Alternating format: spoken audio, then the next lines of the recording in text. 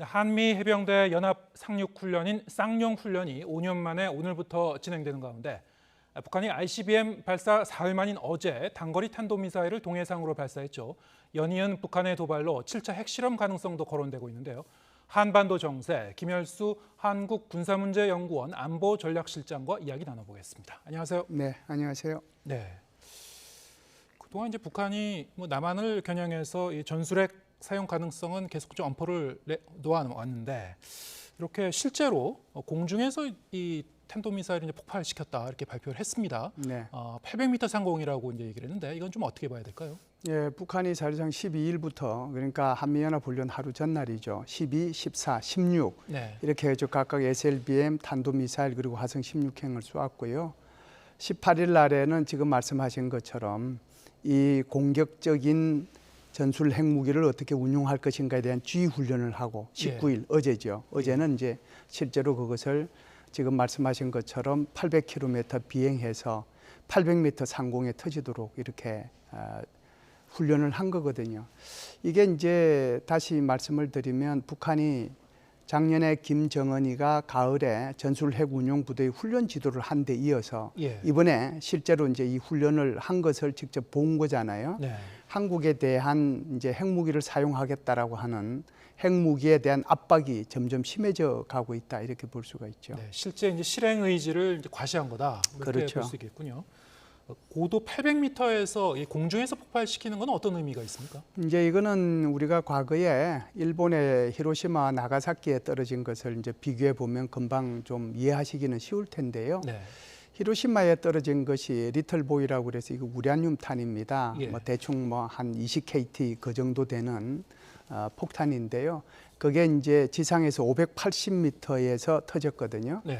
그리고 나가사키에 떨어진 것은 펜맨이라고 그래서 이거는 이제 플루토늄 탄이에요. 이것도 이제 한 15KT에서 20KT 정도 되는 성능을 가진 건데 그것도 한 600m 상공 거기서 이제 터졌습니다. 그걸로 인해서 이제 수많은 사람들이 피해를 입었는데요.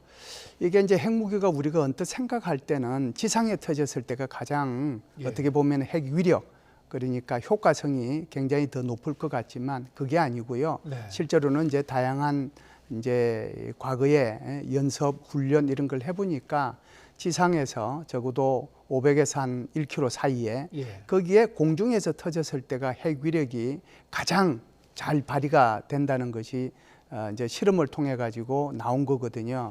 그렇기 때문에 이번에 북한도 지상에서 800m를 목표로 둔 것은 어떤 한 지역을 초토화시키기 위한 그런 목적하에 모의 훈련이었다 이렇게 볼 수가 있지요. 공중에서 폭발시켰을 때 그 위력이 더 그냥 강화된다는 의미는 이 파괴의 범위를 이제 넓힌다는 의미입니까? 그렇죠. 그런 의미가 있고요. 그래서 우리 히로시마 같은 경우에는 이제 평지잖아요. 네. 말 그대로 히로시마니까 뭐 섬처럼 아주 넓은 곳이라는 뜻이거든요. 거기는 평지니까 거기 800m 상공에서 터졌을 때 이게 어마무시한 속도로 이제 퍼져 나와 가지고 거의 15만 명 이상이 희생이 됐고요. 네. 나가사키에 떨어진 것은 나가사키 도심에 떨어지지 않고 외곽에 있는 산 중턱 거기에 이제 해가지고 거기서부터 한 600m 상공에서 터졌으니까 상대적으로 그 나가사키는 조금 지형이 구렁지도 많고 산도 있고 그래가지고 상대적으로 피해는 좀 덜 입었어요. 네. 한 뭐 7, 8만 명 뭐 그 정도 될 텐데 어찌됐든 이것은 상공에서 터짐으로 인해서 핵의 어떤 효과라고 할까요? 위력을 가장 잘 나타낼 수 있는 그 상공에서 터뜨렸다, 모의 훈련을 했다 이렇게 볼 수 있는 것이죠. 이렇게 공중에서 폭발시켰을 경우에 강력한 전자기파를 이제 발생시키는 효과도 있을 수 있다 이런 얘기도 있던데요. 네. 이 정도 고도 말고 그럼 더 고도를 높여야 됩니까? 전자기파라고 하면은 이제 EMP라고 부르잖아요. 이제 이게 이제 핵무기가 터지면은 거기서 EMP라고 하는 그러니까 전자기 펄스가 나오는데요. 그게 이제 소위 말하는 그 영향력이 미치는 모든 곳에 전자기기들이 모두 스탑이 되거든요. 핸드폰, 뭐 통신장치, 통신 장비, 뭐 그다음에 헬기, 비행기 모든 하여간 전자로 움직이는 모든 것은 전기전자로 움직이는 스톱이 돼요. 그런데 그것이 효력을 발생하려면 지금 800m 상공 가지고는 굉장히 작은 제한적이고 작은 지역일 수밖에 없잖아요. 그렇기 때문에 통상은 이제 이런 EMP탄을 터뜨릴 때는 대기권을 중심으로 해요. 네. 대기권이 통상 이제 우리 지상에서 100km 정도 되잖아요. 그래서 적어도 지상에서 수십 킬로미터 상공에서 터져야 그것이 EMP탄으로서의 역할을 하거든요. 네. 단 북한이 그 EMP탄을 터뜨릴 때 북한도 영향을 받을 수 있기 때문에 예. 우리 한국의 어느 지역에 어느 높이에서 터뜨려야 될지 이것은 북한에서 아마 계산을 하고 있을 겁니다. 그렇군요. 예. 이번에 이제 이 탄도미사일 발사 직후에 화염이 이제 V자로 형태로 이제 나타난 그 사진들이 네네. 이제 공개가 돼서요. 자, 이것도 상당히 좀 특이한 형태다. 보통 이런 경우에는 땅을 파서 만든 그런 그 사일로 원통형 시설에서 발사한 게 아니냐 뭐 이런 분석이 나오고 있죠. 여기에 대해서는 뭐 가능성이 있는 얘기라고 보십니까? 우선 가능성은 있다라고 보고요. 예. 그래서 사일로에서 나오는 화염의 특성이 저렇게 이제 V자 형태가 되거든요. 네. 왜냐하면 원통형에서 빠져나오니까 화염이 본체는 두고 화염이 옆으로 퍼지잖아요. 그러니까 예. 자동으로 이제 우리가 보기에는 V자 형태로 볼 수밖에 없는데, 그래서 저런 사일로에서 아마 이번에 발사한 게 아닌가 이런 생각이 들고요. 그럼에도 불구하고 이제 크게 보면 지금 왜 북한이 저렇게 사일로에서 다시 발사를 하려고 할까 이런 의문은 들어요. 예. 텔이라고 하는 것이 이동식 발사대잖아요. 네. 이동식 발사대의 제일 중요한 것은 은닉성이잖아요. 그렇죠. 숨을 수 있다는 거고요. 내가 얼른 발사하고 다시 숨고 그렇게 해가지고 상대방이 자신이 어디서 발사했는지를 찾지 못하도록 하는데 목적이 있는 거거든요. 예. 그렇기 때문에 지금 북한이 어떤 것은 고속도로 상에서, 어떤 것은 터널 바깥에서, 어떤 것은 그 기차 위에서, 네. 어떤 것은 또 저기 호수 중간에서 네. 그렇게 해가지고 발사 수단의 소위 말해서 방법의 다양성을 추구해 왔는데, 제가 볼 때는 저렇게 사일로라고 하면은 사일로는 장소가 딱 정해질 거 아니에요. 예. 저거는 어디로 움직일 수 있는 게 아니거든요. 단지 저것이 어떤 효과를 가질 수 있느냐 하면, 저런 사일로가 한 개면 예. 그거 딱 표정해가지고 바로 때리면 되니까. 그런데 저 사일로를 수십 군데 해놓으면 어디인지는 모르잖아요. 그만큼 그것을 파괴하는데 우리의 자산들이 더 많이 소요될 수가 있는 거죠. 아마 북한이 목적을 사일로를 통해서 일부러 이번에 발사하는 것을 보여줬다라고 하면, 제가 말씀드린 것처럼 여러 군데의 사일로를 만들어서 그 중에 이제 가짜도 있을 네. 거고요. 진짜로 이제 쏠기도 할 텐데 그런 목적이 있지 않을까 이런 생각은 합니다. 일종의 이제 기만 전술일 수도 그렇죠. 있다. 예. 네. 그 의도는 좀 더 이제 분석을 해봐야 되겠네요. 이번에 일요일 어제 이 단거리 탄도미사일 발사하면서 네. 그 발사 시점을 놓고도 뭐 이런저런 얘기가 있었죠. 미국의 이제 전략 폭격기 죽음의 백조로 이제 불리는 B-1B 두 대가 훈련을 위해서 이제 들어오기 25분 전에 이제 발사를 했다고 해서요. 이것이 북한이 이것을 미리 탐지하고 발사를 한 건지, 네. 아니면은 뭐 다른 특별한 이유 없이 이렇게 한 건지 여러 가지 관측이 나왔습니다. 어떻게 네. 보십니까? 탐지는 가능하다라고 예. 먼저 말씀을 드리고요. 그리고 그럼에도 불구하고 이 두 개의 연관성은 별로 없다 이렇게 말씀드릴 수가 있습니다. 왜 그러냐면 B-1B는 스텔스가 아니에요. 네. 그런데 어제 떴을 때 B-1B가 뜨고 우리 한국 공군 F-35 이건 스텔스기예요. 스텔스가 뜨고 그다음에 미국의 F-15 전투기가 떴거든요. 네. 그래서 같이 이제 비행을 했습니다. 그러면 항적이 이제 북한에서도 이런 자이로스코프에 이렇게 나타나지 않겠어요. 예. 레이더에 나타날 텐데 아마 우리 한국 거는 거의 뭐 잘 안 보일 거고요. 스텔스기이기 때문에. 그럼에도 불구하고 B-1B 그다음에 죽음의 백조라고 이거 하고 F-15는 어느 정도 아마 파악은 될 겁니다. 네. 그러면 그건 실시간이에요. 예. 그런데 왜 이게 이제 큰 관계가 어제 같은 경우는 없느냐 하면, 어제는 김정은이 하고 김주애가 거기 참석을 했어요. 예. 그런데 그 시간을 맞춰 가지고 B-1B가 들어왔을 리도 없는 거고요. 네. 그 시간을 고려해 가지고 김정은이 하고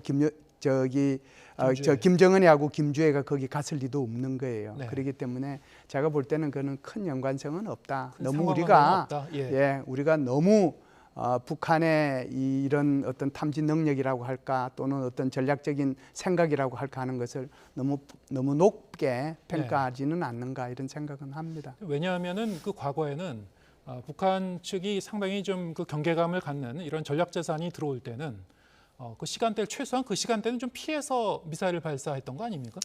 그 차원에서는 좀 예. 이제 다르게 말씀을 드릴 수가 있는데요. 과거 같으면은 연합훈련 할 때는 아예 대응도 안 했죠. 예. 북한에서 연합훈련 하기 전이나 연합훈련 끝나고 나면 어떤 뭐 도발을 하거나 그렇게 대응을 해왔는데 작년 가을부터 이게 분위기가 바뀌었거든요. 네.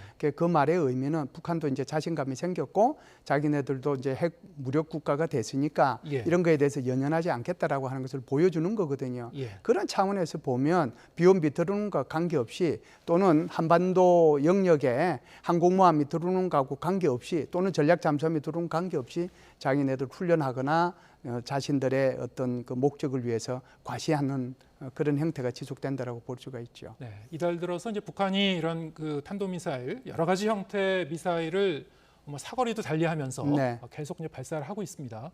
이렇게 연쇄적으로 릴레이 발사를 하고 있는데 이번 그 도발은 사실 한미 연합 훈련에 대한 이제 반발 성격도 좀 섞여 있는 거죠. 네. 또 오늘부터 한미 연합 상륙 훈련, 이른바 이제 쌍용 훈련도 이제 실시가 되는데요. 네. 자, 이 훈련 자체가 일종의 이제 야외 실기동 훈련인데 네. 그 성격 자체가 북한이 상당히 좀 그 꺼려할 만한 그런 성격이라고도 이제 들었습니다. 어떤 겁니까? 상륙 훈련이라는 것 자체가 우선 꺼려할 만한 거죠. 예. 그게 규모와 관계없이. 과거 우리 1950년 6.25 전쟁 때를 되돌아봐도 8월 달 정도 되면 우리가 대구까지 밀렸지 않습니까? 네. 낙동강 전선에서 고전하고 있을 텐데 그때 이제 메가더 사령관께서 인천 상륙 작전을 통해서 전세를 일거에 역전시켰지 않습니까? 예. 그만큼 이제 상륙 훈련이 가지고 있는 상륙 작전이 가지고 있는 그 군사적 의미가 굉장히 크거든요. 우리가 동쪽으로 상륙 작전을 할지 또는 서해로 상륙 작전을 할지 북한은 모릅니다. 우리의 상륙 부대가 어디로 가느냐에 따라서 북한의 몇 개 사단이 움직여야 될 정도거든요. 그런데 이제 이번 같은 훈련은요, 한미 간에 이제 정말 한 5년 만에 제대로 된 이제 상륙 훈련을 하는데 전체적으로 참여하는 인원만 해도 13,000명 정도 됩니다. 주로 이제 해병 1사단하고 그다음에 오키나와에 있는 제3 해병 원정군이 있어요. 예. 그 원정군의 일부, 그다음에 미 본토에 있는 미 해병 원정군 제1 해병 원정군 이하의 제1 해병사단까지 이제 일부가 와가지고 훈련에 참여를 하게 되고요. 그래서 전체 인원은 13,000명이고 함정은 이제 한 30척이 참석을 하는데요. 참여를 하는데 한국은 당연히 이제 상륙함이니까 우리 독도함이 들어올 거고 네. 미국은 준항공모함에 속하는 상륙 강습함이 있습니다. 네. 그 강습함에는 인원이 한 2,000명 가까이 탈 수 있고 그 상륙함 그 갑판 위에는 F-35B 그러니까 수직 이착륙기죠. 예. 수직 이착륙기가 한 20여 대 정도 거의 탑재할 수 있거든요. 네. 그러니까 준 항공모함에 속하는 거죠.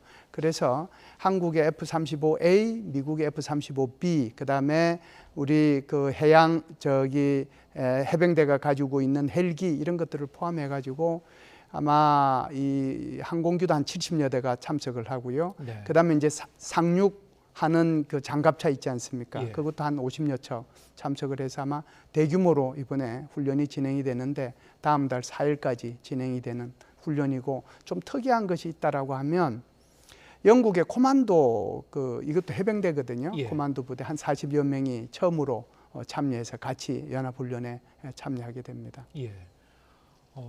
이제 해병대 이제 대규모 병력을 이제 해안으로 침투시키는 그런 그 연습을 그렇죠. 하게 되지 않습니까? 네네.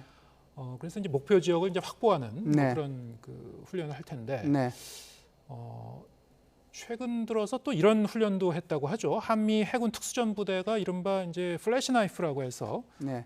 이 특수전 요원들이 이제 적진으로 이제 침투해서 뭐 요인 제거도 하고 뭐 대량 살상 무기 이제 확산 차단도 하고 뭐 이런 훈련인데 그 훈련은 이거하고 이제 별도의 훈련이겠죠. 그렇죠. 이거하고 같이 하는 건 아닌데 전체 이제 하는 훈련 중에 이런 것들이 있죠. 예. 지금 말씀하신 그런 훈련, 그다음에 티크 나이프라고 하는 훈련들도 있는데요. 일종의 이제 우리가 KAMD 그러니까 그 킬체인하고 그다음에 이제 날아오는 그 미사일 KAMD를 통해서 파괴하고 그리고 나서 이제 상대방의 지휘부를 이제 제거해야 되는 KMPR을 수행할 때 네. 거기에 수행할 때 들어가는 여러 가지 작전 부대들이 있는데 그 작전 부대들의 요소들이 지금 말씀하신 거나 또는 티크 나이프 같은 것들이 그런 이제 훈련의 한 요소로서 작용을 하게 되죠. 예. 그 훈련의 내용 자체가 여러모로 봤을 때 이제 북한 쪽에서는 좀 민감하게 주시할 만한 그런 내용 같은데요. 최근 들어서 하여튼 이달 들어서 연쇄적으로 미사일을 발사해 왔기 때문에 패턴을 보면은 이게 3월 9일에 이제 목요일에 이제 처음 발사했는데 그다음 이제 화요일, 뭐 또 목요일, 뭐 일요일 이런 식으로 굉장히 그 어떤 일정한 규칙성을 갖고 이제 발사를 해왔습니다. 목요일, 일요일, 화요일, 목요일, 일요일 이렇게 갑니다. 한미연합훈련이 이제 계속되기 때문에 한 2, 3일 이제 이 시차를 두고 이렇게 릴레이 발사를 해온 이런 패턴이 지금 계속될 건지 그렇다면은 그 추가적인 도발은 어떤 게 좀 가능한 건지 이런 걸 좀 예측을 해봐야 될 것 같은데요. 어떻게 보시는지요? 기본적으로 이제 북한은요, 그 작년도 12월부터 익년도 3월 말까지를 동계훈련 기간이라고 정해놓고요. 예. 그래서 12월 달 시작할 때는 이제 훈련할 수 있는 거 전부 다 일일이 점검하고 아주 이제 소부대 단위부터 이제 훈련을 점점 시작을 해서 이제 2월 달, 3월 달 올려오면 3월 달로 오면 대부대 이제 훈련을 하게 되고 그 대부대 훈련을 하는 과정 속에서 사실상 전략 무기들 이런 것들도 발사하고 하는 것이 관례였어요. 예. 그런데 이제 올해 같은 경우에는 이게 한미연합 훈련하고 이제 맞닥뜨리니까 북한이 훈련 강도를 더 세게 했다 이렇게 볼 수가 있고요. 이것은 이제 작년 연말에 김정은이가 노동당 중앙위원회 전원회의를 통해 가지고 훨씬 더 강대강으로 그다음에 대남 투쟁이 아니라 대적 투쟁을 더해서 그다음에 핵무기를 기하급수적으로 늘려라라고 이제 이런 식으로 지시를 했기 때문에 아마 작년보다는 올해가 훨씬 더 이런 전략적 차원에서의 북한의 도발은 더 심해질 거라고 생각을 하고요. 그런 차원에서 보면은 지금 뭐 이틀 간격으로 또는 사흘 간격으로 계속해서 북한이 도발을 했지 않습니까? 네. 그래서 이것이 제가 볼 때는 곧 끝날 거라고 생각하지는 않고요. 우리도 이제 4월 중순까지는 아마 훈련이 갈 겁니다. 근데 북한의 입장에서 보면 4월 15일 날이 자기 할아버지 생일이잖아요. 네. 또 4월 25일 날 되면 자기 할아버지가 빨칠산을 창설한 창설 기념일이에요. 예. 그러면은 걔들이 항상 보면은 그때마다 축포가 필요했잖아요. 그런 차원에서 보면 4월 말까지는 이러한 도발이 지속될 수 있고 이것을 조금 더 연장해서 우리가 확대 해석을 하면 5월 달에 G7 회의가 일본에서 있게 되니까 네. 그때까지도 이게 연장될 수 있겠다 이런 생각은 해요. 그렇다라고 하면 이제 어떤 무기 체계들이 동원이 돼서 훈련을 하게 될 건가 하는 건데요. 제가 볼 때는 가장 가능성이 있는 것은 첫 번째는 김여정이가 공언한 게 두 가지가 있습니다. 네. 그 첫 번째가 바로 화성 17행을 실사격하겠다라고 했거든요. 네. 그러니까 말이 그렇지 뭐 15,000km를 미국을 향해서 쏠 수는 없을 거예요. 그러면은 연료를 양을 좀 조절을 해서 남태평양으로 하는데 대신에 이것은 고각 발사가 아니고 정상 각도를 통해 가지고 아마 실사격 훈련을 한번 하겠죠. 그걸 아마 자기네들은 한번 보여줄 거고요. 그다음에 두 번째로 이제 공언한 것이 4월 달에 북한의 정찰 위성 1호를 발사하겠다라고 얘기를 했습니다. 네. 근데 그게 뭐 4월 달이 그렇게 오래 남지 않았고 예. 지금 또 동창리에서 뭔가 활발하게 움직이는 걸 보면 거기에 대한 이제 도발이 또 있을 수 있겠다는 생각이 들고요.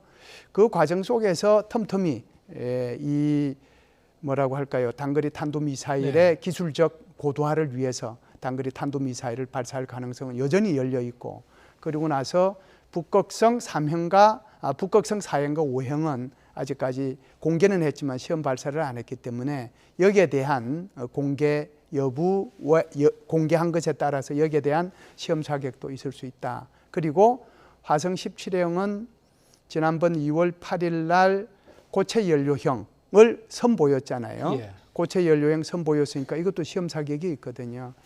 제가 볼 때는 적어도 4월 말 조금 더 넘어가면 G7 회의 때까지는 북한은 뭐 이틀이나 사흘 또는 사흘이나 나흘 간격으로 지속적으로 이런 전략적 도발을 할 가능성은 열려 있다 이렇게 봅니다. 7차 핵실험 가능성도 뭐 있다고 보십니까? 네, 7차 핵실험 가능성도 여전히 열려 예. 있죠. 그렇지 않아도 이 문제 때문에 사실상 금요일 날 저는 하루 종일 뭐 어느 세미나장에 가서 물론 그는 비공개 세미나장이었고요. 가서 이제 여기에 대해서 토의하고 그랬는데 그 7차 핵실험에 대한 이제 선생님들의 전문가들의 생각들이 많이 나왔어요. 네. 그래서 북한의 김정은이가 지금 얘기한 게 고위력의 그 탄두탄이잖아요. 네. 그러니까 여기에 대한 실험이 남아 있거든요. 그것뿐만이 아니고 지금 화성 17행이든 15행이든 거기가 소위 말해서 각계격파하는 거기 핵무기 소형이 한 3개 내지 5개 정도가 탑재할 수 있는데 여기에 대한 소형화도 필요하단 말이죠. 네. 그렇다라고 하면은 김정은의 입장에서나 북한의 입장에서 보면은 정말 고위력의 이 탄도탄 실험의 필요성. 그러면 이 수소폭탄이 되겠죠. 예. 50KT를 넘어서 100KT 또는 200KT까지도 가능할 거고요. 그 다음에는 이제 전술 핵무기의 그 신뢰성을 확보하고, 그 다음에 MIRV라고 하는 각계격파 다탄두 미사일에 대한 그 신뢰성을 확보하기 위한 소규모의 그런 그 전술 핵무기에 대한 실험. 그리고 이것이 한꺼번에 이루어질 수도 있겠다, 이런 얘기들이 그때 있었습니다. 네. 전반적으로 이제 북한이 뭐 전략 핵무기나 전술 네. 핵무기나 어떤 그 실전 배치를 향해서 계속 좀 고도화하는 작업은 계속 할 것이다, 이렇게 그렇죠. 예측해 볼 수 있겠군요. 예, 알겠습니다. 김열수 한국군사문제연구원 안보전략실장과 함께했습니다. 고맙습니다. 감사합니다.